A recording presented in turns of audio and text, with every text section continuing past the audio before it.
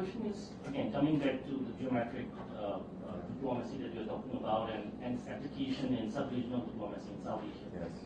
And it's my belief that, ever since the withdrawal from Afghanistan, there's a rethinking on, like, apart from Afghanistan, what is America's South Asia policy and diplomacy? So I'm coming back to making a case for an India-US deeper partnership and commitment towards providing alternative pathways for infrastructure building and infrastructure financing, which are more transparent, vis-a-vis the strategic footprints that Chinese BRI has created in South Asia. Would offer something like insights. Sure. I was very pleased to see the Prime Ministers of India and Bangladesh meet on the border, where the train gauge changes to be able to actually take goods from one side of the border to the other, because the gateway into Southeast Asia on that border means that something like IMEC wouldn't just be from Europe to India stopping, but could be from Europe all the way to Southeast Asia. And really creating something that isn't a model of debt-based financing where countries find themselves in debt, unable to renegotiate, as we've seen neighboring countries do. To have a model that is based on multilateral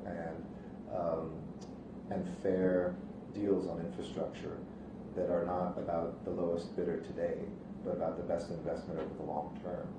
We have a program actually where we help countries train how to do public bidding.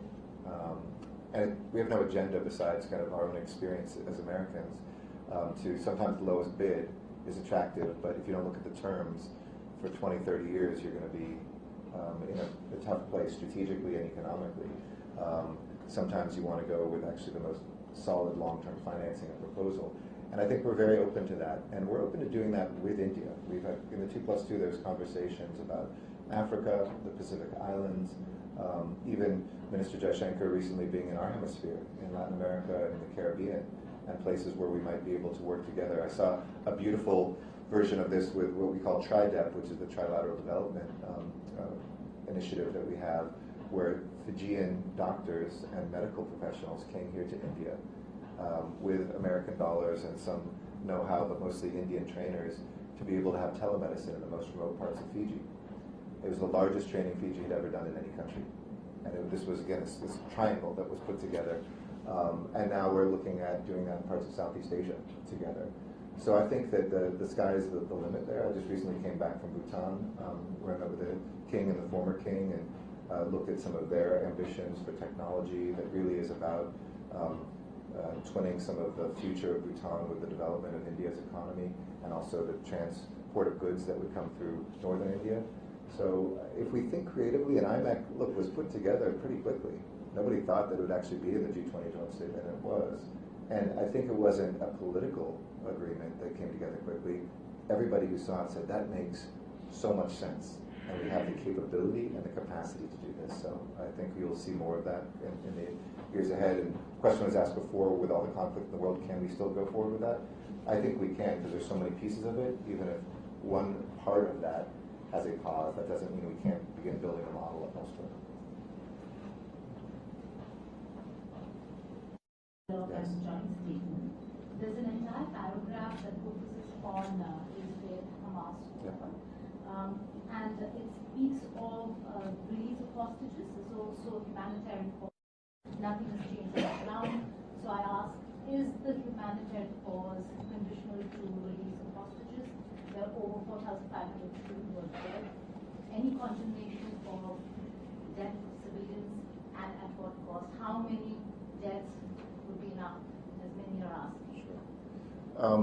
I can't speak to the conditions of the negotiations because I'm not involved in them. But I have read, and certainly I think it is the principle as people's children are there as hostages and children are dying, that there has to be a connectivity between the two. That I think for Israelis, I don't want to speak for them, but as Israelis to just pause without people coming home makes no sense, and vice versa. For there not to be a pause continues the suffering on both sides. You know, there are easy questions to ask, but you cannot quantify suffering. There's trauma on both sides that's deeper. You know, I had an Indian friend who did the calculation. Imagine 20,000 during the Mumbai attack, 20,000 hostages were suddenly taken and today are being held. And you know somebody who's that family member. You don't get rational or reasonable about the numbers. But what we do need is for those of us who are not Palestinian or Israeli to really use every tool that we have to ensure that their civilians whose suffering can be alleviated, and that a permanent peace, because we might find a pause and we might find a peace, but what ensures this doesn't happen again? And I think that's the most important question to answer. Ambassador, we are running out of time and we have lots of questions. So Theory, to solution, is it still on the table, or is it something that's withered away or not at all relevant anymore? Great. I'll come back to you after I get that question. Second one for AI to develop tech products for the US Armed Forces. So, is there a talk or reciprocity in the terms of US startups developing tech products for the Indian Defense Forces, especially in the critical tech sector? And are there timelines envisaged for the Indus X products? Thank you. Okay, thank you. Update how much there has been less delay, because we have heard stories of 500 days and 600 days perhaps, but if you can talk about that. Yeah. So anyone else? Okay. So on visas, as you know, this is a strong priority for me and for the president. I don't know enough American history to be able to definitively say this, but I'm pretty sure no president has ever asked an ambassador to speed up visa time before President Biden told me specifically go speed up visa time when it came to India. And it's something that, as you all know, it's an almost unsolvable problem, because the moment wait times go down, more Indians apply, and wait times go up, and then wait times are high, so fewer Indians apply, and then wait times go down. But that aside, that kind of law of physics aside, I'm so proud of our consular staff that is working the same number of people, though thanks to MEA, we're getting new people in to our brand new consulate in Hyderabad, which will help the national numbers, and those folks are being hired as we speak and coming on board. But with this, primarily the same number of people, using technology, working smarter and working harder, the stats are pretty clear. We are doing a third more visas in 2/3 less time than the worst moment that we stopped at. Now, you can, as reporters, you can always find like that day one appointment that hits the 576 in one location, and it's a tough metric, I know, to measure as reporters, because there's 5 different locations, there's different visa types, and so we're trying to look in the coming days, how can we provide more clear information? But, you know, there are some places where wait times were very short, a matter of just months, a few months, and other places where if you go to that place for that kind of visa, yes, there's a backlog that could be more than a year. But we have probably 10 to 15% more visas that we will process this year than last year. Already we've broken last year's record this year before, with almost a month and a half left. And we're committed to working with the government of India too to continue to bring more people here, especially with our commitment to look at opening the Bengaluru and Ahmedabad consulates. And I just went to see the spaces yesterday before the cricket match to see where we could grow those spaces in those places, even if it's preparatory work that help people fill out the paperwork ahead of time. We're never going to stop and pause, constantly making this better, constantly making this more simple, and listening to our Indian counterparts. Last piece I'll say is I've been very aggressive at looking at Washington. Let India be kind of the case study and a laboratory for visa innovation, because you're not alone. I know India might feel like it's alone. Mexico, Brazil, we have 2 or 3 big countries where the same problem happens, where the volume is just so overwhelming. And we have some ideas of how we might be able to address that, and I'm hoping in the coming year you will see that not just have more people working smarter with the system as it is, but maybe being able to change some fundamental parts of the system to make it easier for Indians. But the good news is more Indian students than ever, more Indian tourists than ever, wait times down 2/3 from the worst moment, and 1/3 more on average of all of the visas. Oh, sorry, I had other questions. So, you asked that. So, yes, it is a two-way street, absolutely. And we actually have the proof in both Indus X and IDEX. So recently, I was at the conference with the Navy here in Delhi, where there was 2 IDEX, Indus X collaborations announced, one for oil spills here in the India area, and one I think that was about undersea awareness for biodiversity, of like 2 challenges that we face, where we're looking at our small to medium-sized companies developing technology together to help a problem that the Indian Navy has put out. So you're going to see this go both directions. And by the way, most problems aren't really Indian or American. If you have the problem, we probably do, and vice versa. So, whether it was us looking at armored vehicles together and co-producing that here, that's at a bigger company level, the next generation of Indian armored vehicles, and one day India having the ability to manufacture and export those, or whether it's some of the problem it's solving. Some of this is not just defense, but like in space, I would see Indian companies who are going to be in the American space market quite aggressively, and vice versa. We would expect that comes with open up both directions. This isn't about protecting India and letting folks go out and do things in America. You will benefit, trust me, from more coming in because then more goes out as well. As to the two-state solution, absolutely. I pray yes, and it has never not been our policy. We have not that is the official policy of the United States and continues to be.